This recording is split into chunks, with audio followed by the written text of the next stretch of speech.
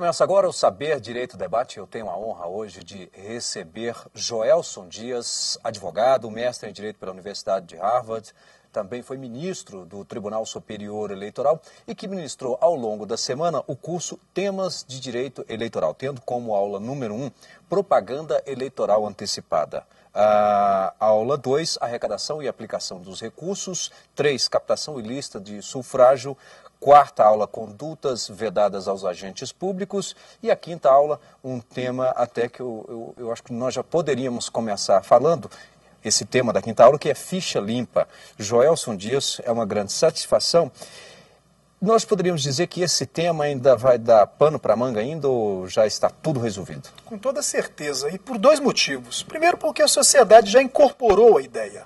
Mesmo sem eleições, hoje a sociedade já reclama, por exemplo, dos governadores, dos prefeitos, que tenham no seu secretariado os chamados fichas limpas. E depois, porque nas eleições também, claro que muito se discutirá na Justiça agora sobre cada um dos incisos da Lei Complementar 64/90 após essas modificações pela Lei Complementar 135. A importância da ficha limpa está justamente nisso. É um tema técnico, é um tema polêmico, é um tema difícil mesmo de ser enfrentado. As decisões do Tribunal Superior Eleitoral e também do Supremo mostram isso, mas o mais importante é que isso é de iniciativa popular. Foi a própria sociedade que em determinado momento disse e quer dar um basta à improbidade, à corrupção. E é essa mudança de paradigma, de cultura, que estamos a ver com a ficha limpa, mais do que a declaração de inelegibilidade propriamente dita de candidatos e candidatas. Pois é, esse ponto que você cita, a questão cultural, essa, de fato, ela é relevantíssima, né? Porque talvez independente de tudo, aprovado ou não, vamos colocar essa suposição, mas a questão cultural de o cidadão já pelo menos pesquisar a vida pregressa do candidato já é algo importante na nossa cultura. E esse é o nosso sonho de sociedade, é quase uma utopia, do dia em que o eleitor, consciente, informado, sabedor que ele é dono da soberania popular, não precisará mais sequer da intervenção da Justiça Eleitoral, não precisará mais sequer de uma legislação tão esparsa como essa. Porque bastará o eleitor, a eleitora, nos 3 meses anteriores à campanha que tem, com o uso dos recursos hoje tecnológicos, dos avanços que a tecnologia, a internet oferece, pesquisar sobre o candidato, a candidata da sua preferência, o partido da sua preferência e poder dizer, olha, já que esse candidato, essa candidata não revela uma vida pregressa compatível com as funções que quer exercer, justamente porque respondeu antes ou ainda responde a uma ação de improbidade, porque teve contas graves rejeitadas pelos tribunais de contas, porque responde por crimes, poderá dizer, olha, eu até lhe admiro por conta de outras coisas, mas não como político, não como candidato, não como alguém que me representará, porque a sua vida pregressa não o recomenda. E poder dizer também aos partidos, olha, até sufragaria a sua lista de candidatos. Mas não o farei, porque consciente que sou, sei que aqueles 2, 3 primeiros melhores colocados podem levar com eles vários outros, e como você, partido, fez uma opção por colocar na sua lista de candidatos aqueles cuja vida pregressa não recomenda, também não sufragarei o partido, porque no final é isso, nós não precisamos da justiça. É muito bom que se tenha a lei da ficha limpa, é muito bom que se tenha as inelegibilidades e um judiciário atuante como é o nosso, como é a nossa justiça eleitoral. Mas nós temos que ter claro que o objetivo mesmo era de ter o eleitor informado, a eleitora informada, para que não precisássemos de terminar a disputa eleitoral, a discussão nos tribunais, que tivéssemos pessoas hábeis, pessoas capacitadas que pudessem efetivamente representar o cidadão, prestar o serviço público à sociedade que a sociedade espera e merece. Dentro dessa, um dos pontos de extrema polêmica na ficha limpa é justamente a retroatividade. Ou seja, muitos alegam que aí vai pegar casos anteriores, não pega, políticos, enfim. Qual o posicionamento do senhor a respeito desse ponto, a retroatividade na aplicação? Essa já é uma questão superada, o Supremo já se pronunciou sobre ela quando julgou as ADCs 29 e 30, não há mais, me parece, o que ser enfrentado sobre esse tema. O Supremo já entendeu que não se configura pena, não se configura sanção, que é a cada eleição, a cada novo pedido de registro que se examina a situação do candidato, da candidata. Então, enfim, me parece que essa não será a principal questão mais a ser enfrentada nessas eleições de 2012 que se aproximam. Me parece que temas que dizem respeito muito mais à proporcionalidade, porque hoje o que temos é isso.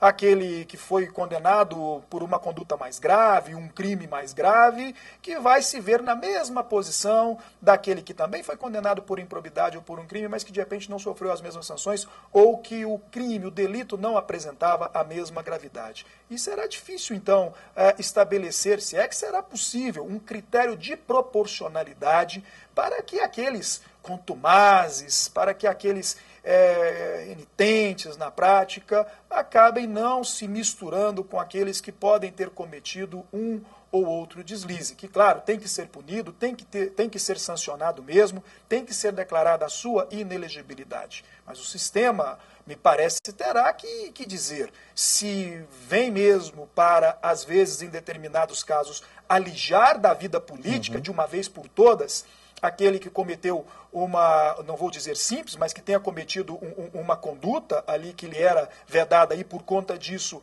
a declaração da inelegibilidade, ou se, tal como acontece no sistema penal, por exemplo, se acreditará que temos leis, que temos instituições, justamente na convicção de que podemos recuperar o indivíduo, de que podemos ressocializar o indivíduo, como se diz no direito penal. E quem sabe no mundo político, sofrendo ele uma sanção de inelegibilidade, não reflita, não repense ele sobre os seus atos e tenhamos no futuro, depois de cumprida a sanção de inelegibilidade, alguém mais comprometido com a causa pública, alguém mais comprometido com a sociedade. Ou seja, acaba mudando, instalando uma cultura também no próprio político.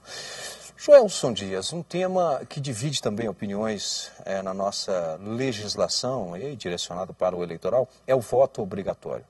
Qual o seu posicionamento sobre a obrigatoriedade ou não do voto? Nós já estamos maduros o suficiente com esses 20 e poucos de democracia a ponto de votarmos pela opinião, se quisermos ou não?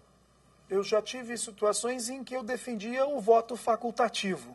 E justamente agora, por conta desse amadurecimento, dessa nossa consolidação democrática, do fortalecimento de nossas instituições republicanas, é que eu começo a pensar, a refletir, se não seria o caso de mantermos mesmo o voto obrigatório. Porque me parece que o voto deve ser visto nessa perspectiva mesmo de direito-dever. É muito importante que alguém possa mesmo ter a faculdade de escolher o candidato, a candidata de sua preferência, escolher o partido de sua preferência. Mas me parece que nós temos um compromisso com a nossa sociedade. Me parece que essa falta de compreensão do coletivo, do todo, dos nossos deveres, da nossa responsabilidade para com a fiscalização das políticas públicas, da implementação das políticas públicas, essa nossa necessidade que deveríamos compreender, termos, de participarmos de conselhos, de participarmos do comitê de bairro, ou daquele núcleo na igreja que discute essas questões coletivas, ou no comitê de fábrica, para não dizer dos próprios partidos políticos e das fundações partidárias.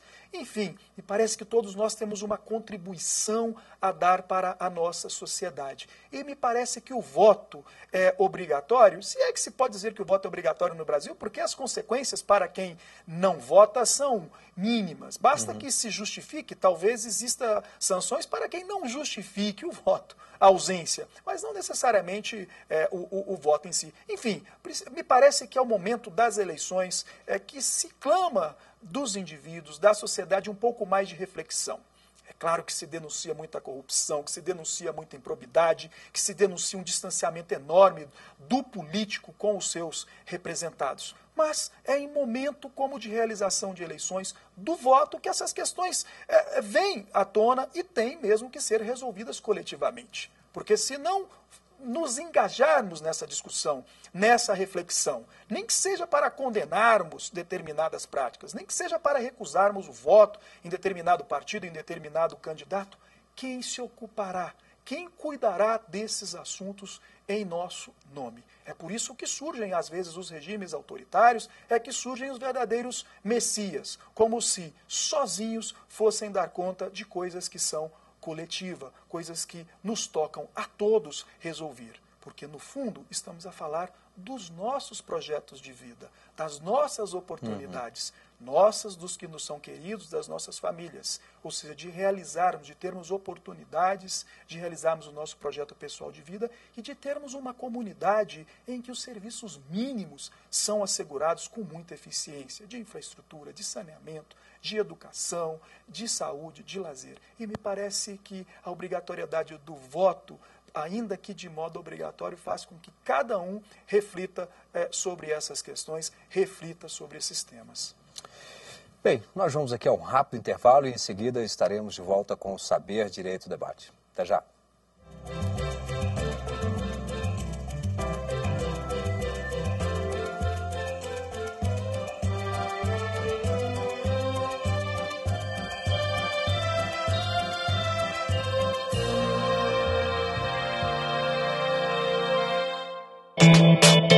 A justiça brasileira já está na era tecnológica.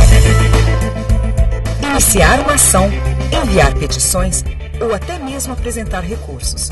Tudo num clique.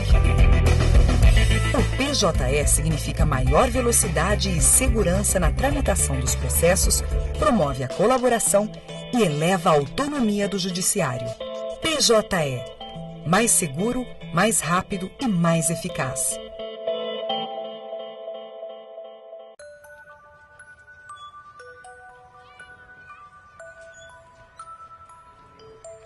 Não é apenas na certidão de nascimento que um pai faz falta. O Poder Judiciário sabe o quanto é importante para um filho ter o nome e a presença de um pai. Por isso, o reconhecimento de paternidade foi simplificado e agora pode ser feito em qualquer cartório de registro civil. Pai presente, o reconhecimento que todo filho espera.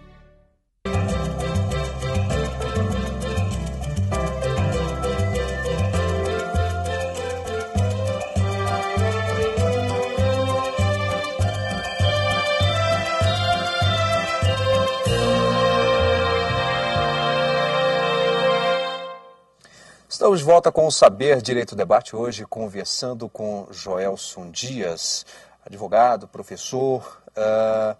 Aliás, a escolha do curso de Direito, qual o fundamento? Uma inspiração? Foi a mãe, o pai, ou não veio? Essa decisão mesmo do direito estava já lá no primeiro grau? Absoluto. Essa é uma dessas coincidências da vida, e eu já hoje acredito que na vida não há coincidências, quer dizer, o curso de Direito seria apenas a complementação de um outro curso, e na verdade depois, logo no primeiro semestre, você se vê absolutamente vocacionado para aquilo, por conta justamente do que o direito lhe oferece como reflexão, como questões para debate. É toda uma história da nossa sociedade, é toda uma proposta de afirmação ou de mudanças culturais, e a compreensão de que o direito está relacionado com absolutamente tudo na nossa vida. E a possibilidade de você, por intermédio da sua profissão, ir muito mais além do que, por exemplo, resolver o problema do seu cliente, mas ter esse engajamento social, enfim, dar essa sua contribuição à sociedade. Porque o direito, no final, acaba sendo muito isso. Não há como só praticar o direito, lidar com a sua profissão, sem que ao mesmo tempo você se preocupe também com os grandes temas sociais. Não é por isso que o próprio estatuto da OAB, enfim, confere à OAB não somente uma atribuição corporativa de decidir quem tem ou não tem a inscrição como advogado, de decidir os processos disciplinares por eventuais faltas éticas, mas impõe na OAB um cuidado, um zelo pelo Estado democrático de direito, pelos direitos humanos, por uma sociedade plural. Então, enfim, isso acaba, não poderia ser diferente, refletindo na profissão e, claro, permite aquele que tem essa compreensão social, diríamos assim, esse engajamento, essa compreensão sensação de que nós não estamos sozinhos no mundo, realizar com muita satisfação a sua profissão. Bem, eu citei agora há pouco Joelson Dias, mestre em Direito pela Universidade de Harvard, mas as outras fases de seu estudo se deram onde? Eu estudei em Brasília mesmo, fiz Brasília, depois tive a oportunidade de participar numa missão da ONU. Eu fui, enfim, um consultor da ONU e da OEA, quando estiveram ambas essas instituições no Haiti, numa missão conjunta no Haiti, e por conta disso acabei depois despertando esse interesse pelo mestrado. Me pareceu necessário mesmo um aprimoramento profissional, mas também acadêmico, e por isso acabei buscando o mestrado até fora do Brasil, na perspectiva de acreditar que não somente isso me propiciaria um enriquecimento acadêmico necessário, mas também a oportunidade de conhecer uma outra cultura, um outro sistema jurídico. Mas é de Brasília mesmo, não, né? Eu sou de Goiânia. Goiânia, tá aqui. Tá pertinho, tá Exato. pertinho. Bom, ainda sobre essa fase de estudos, o seu mestrado, o tema, qual foi? Bom, apesar de ter sido feito numa universidade americana, eu acabei cuidando do sistema global e regional de proteção dos direitos humanos. Me dediquei a estudar a fundo o sistema da ONU, o sistema da OEA, e a partir daí, na minha tese de mestrado, concluir, investigar mais a fundo a responsabilidade do Estado brasileiro por omissão, por esses crimes praticados contra a época e ainda hoje, sabemos, lamentavelmente, persistirem os sem terra. Desde então, por força da proteção dada principalmente pelo sistema regional de proteção da OEA, sempre vi responsabilidade no Estado brasileiro por deixar que esses lamentáveis crimes ocorressem e continuem acontecendo. Geralmente praticados por milícias, sem que o Estado investigue a fundo, sem que o Estado coíba tais práticas e sem que o Estado, às vezes, conclua os seus inquéritos, sem que o Estado, às vezes, chegue a identificar os responsáveis e puna efetivamente os responsáveis por essas lamentáveis práticas. Então, daí me veio o interesse de estudar, então, o sistema global e interamericano de proteção, por estar convicto à época, como ainda hoje estou, de que não é só quando pratica a tortura, quando tolhe o sujeito no seu direito de ir e vir, quando lhe suprime a liberdade de expressão, o direito de voto, é que o Estado efetivamente se aparenta ou se apresenta como responsável nas instâncias internacionais. Mas que o Estado também se apresenta como responsável quando não age, é a responsabilidade por omissão. Quando não investiga um delito, quando não cria as condições para que essas verdadeiras mortes anunciadas de segmentos mais vulneráveis da nossa população continuem acontecendo, e quando o Estado também não provê as mínimas condições para a devida efetivação, principalmente dos direitos econômicos, sociais e culturais. Bem, Joelson Dias passou pelo Tribunal Superior Eleitoral de 2009 a 2011, ou seja, pegou um momento importantíssimo na nossa história, que justamente as eleições gerais de 2010. Nós vamos falar sobre o Tribunal Superior Eleitoral daqui a pouquinho. Nós vamos fazer aqui um rápido intervalo e em seguida estaremos de volta e eu vou conversar justamente sobre essa justiça especializada, que é algo que não ocorre em muitos países. Eu acredito até que na maioria dos países. É rápido e até já.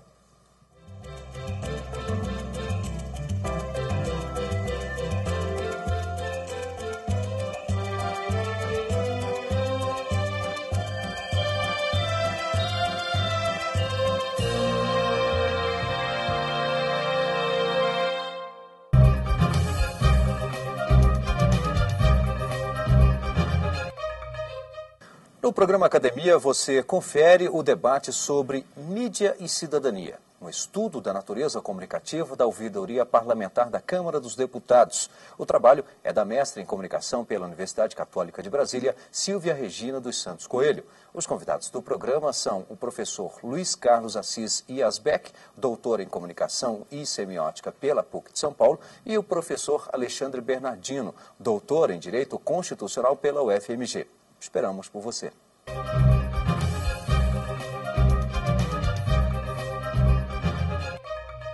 Às vezes é preciso aprender novos passos, partilhar o que a vida tem de melhor, brincar, sorrir, viver. Em outros momentos, é possível recuar, abrir mão, ceder a vez, ser verdadeiro, não esconder nada e facilitar o entendimento. Um acordo sem vencedor ou perdedor economiza tempo e evita confusão. Mais fácil, mais rápida, mais eficiente. Conciliação. Melhor conversar que viver brigando. CNJ. Compromisso com a Justiça do Brasil.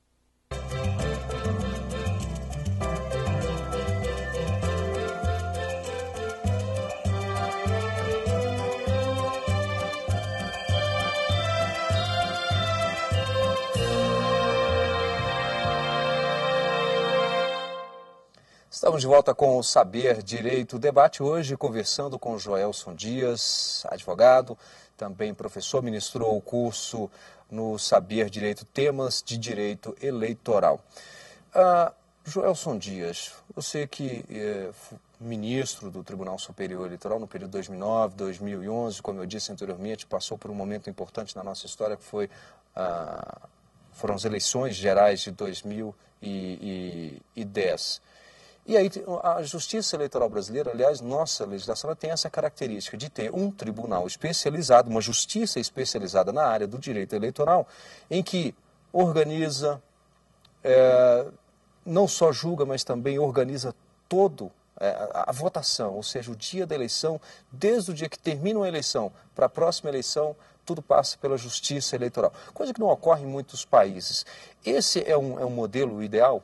Sem dúvida, esse é um modelo que tem se mostrado muito importante, muito relevante para a consolidação das nossas instituições. A gente costuma achar que tudo é muito efêmero no Brasil, e lamentavelmente foi, porque vivíamos de golpes ou de ameaças de golpes durante todo o nosso regime republicano. É apenas de 1985 para cá, com a Constituição de 88, que temos um pouco mais de estabilidade, em que foi possível até mesmo impeachment de presidente sem que se tivesse ameaças de golpes, e que todos pudessem um passar ao outro e agora a outra faixa presidencial, e a Justiça Eleitoral enfrentou tudo isso. Foi fechada algumas das vezes por regimes aí de exceção, mas logo reaberta. Foi fundada em 1932, instituída em 1932, na verdade nós estamos a celebrar 80 anos da nossa Justiça Eleitoral esse ano, e se mostrou absolutamente correta essa decisão. É vinculada ao Poder Judiciário, os juízes têm mandato, o que não lhes dá sequer tempo de acostumarem muito com aquela função muito cheia de poderes, muito importante, muito relevante. É claro que se perde muitas vezes em termos de segurança jurídica, se perde muito em termos de consolidação jurisprudencial, mas é importante lembrar também que talvez a definição do mandato tenha sido realmente importante para que se possa oxigenar, dar oportunidade a novos juízes, aos que chegam.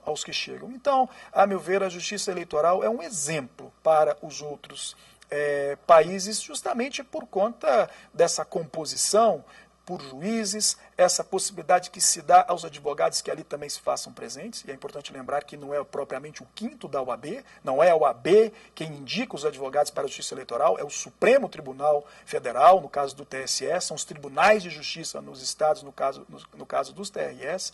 Então, quer dizer, uma composição que me parece deu muito certo. É claro que nessa frequente discussão sobre a reforma eleitoral, a reforma política, cabe uma discussão ainda sobre quem deverá compor, a duração dos mandatos, mas me parece que isso é inerente mesmo ao próprio sistema, mas não de se mudar o formato, quer dizer, de se pensar em uma comissão, como temos em outros países, muitas vezes vinculadas ao legislativo, vinculada ao executivo, o que acaba ou pode lhe tirar a isenção, pode lhe tirar a imparcialidade, ou resultar em acirramento, a depender depender do acirramento próprio das eleições, em que se veja o parlamento, em que se veja o executivo, porque, claro, se espera que o judiciário não se miscua nesses assuntos de natureza partidária, né? Então, enfim, me parece um modelo que deu muito certo, e a urna eletrônica, hoje o sucesso da urna eletrônica também é prova disso, e a maneira como nós temos realizado eleições na sua mais absoluta tranquilidade, apurado as eleições praticamente no mesmo dia, e no dia seguinte toda a população segue aí com a sua vida, e caso um ou outro, claro, sempre haverá para a justiça decidir, porque também tem a sua função jurisdicional. Imagina ficarmos aguardando o resultado de uma eleição por semanas, como é o caso em alguns países, e também há de também levantar essa possibilidade. Imagina um executivo realizando uma eleição, né? Quanta desconfiança não poderia surgir. Sempre acaba surgindo esse tipo de questão, porque as comissões são mistas, as comissões dos outros países são muito louváveis, são mistas, buscam a isenção, buscam a neutralidade também. Mas, enfim, o Brasil já mostrou que a justiça eleitoral deu muito certo, vem assim desde 1932, e é algo que nós temos que celebrar, porque é uma das poucas instituições que já duram tanto, não é verdade? Bem, vamos aqui para as indicações de leitura. José Jairo Gomes, Direito Eleitoral. Esse me parece um livro de fundamental importância. O Dr. José Jairo é doutor, professor na Universidade Federal de Minas Gerais, mas mais do que isso, procurador federal de mãos cheias. Foi procurador regional eleitoral em Minas também, ou seja, fala daquilo que conhece. Nós temos aqui a Teoria e Prática do Direito Eleitoral. Esse é do Dr. Edson de Rezende Castro, e só agora me dou conta desse privilégio que concedo aos mineiros, não é verdade? Porque o Dr. Edson é outro promotor de mãos cheias em Minas Gerais, foi coordenador do Núcleo de Apoio do Ministério Público, ainda o é, e de novo, é mais um que também escreve a partir da sua própria prática, a partir da sua militância. Bom, eu como bom mineiro fico satisfeito por suas indicações mineiras. Esse é Djalma Pinto, que é mais pelo seu compromisso. Claro, esse é um livro primoroso, porque passa o direito eleitoral a limpo por inteiro, mas é primoroso porque já traz uma visão atualizada da Lei Complementar 135, a Lei da Ficha Limpa, e o Dr. Djalma tem uma outra questão que vai ainda mais além do seu conhecimento, da sua sabedoria, que é o seu comprometimento com a educação cívica. Não é de hoje que milita para que a educação cívica chegue às crianças, chegue aos adolescentes, porque talvez aí é nessa mais tenra idade que devamos discutir mesmo questões como a improbidade, a corrupção, para que, quem sabe, já daí, de jovem, de adolescente, construímos esse eleitor utópico do futuro. Propaganda política. Esse é um livro que vem de ser lançado agora pelo Dr. Luiz Márcio, que é juiz no Rio de Janeiro, juntamente com o Dr. Rodrigo Molinário, que é professor, é o que há de mais recente em termos de propaganda eleitoral, e um livro absolutamente útil para aqueles que logo se verão aí mais do que nunca envolvidos no processo eleitoral. Bem, eu tenho aqui, infelizmente, nós não, por tempo, né? Nós não vamos falar mais um pouco sobre esse tema tão interessante, que é justamente o nosso direito eleitoral. Agradeço ao Joelson Dias, nosso muito obrigado. Lembro que você também pode participar do programa. O nosso endereço eletrônico é saberdireito@stf.jus.br, e o programa está disponível também no canal da TV Justiça na internet. O endereço é www.youtube.com/saberdireitodebate. Obrigado e até o próximo programa.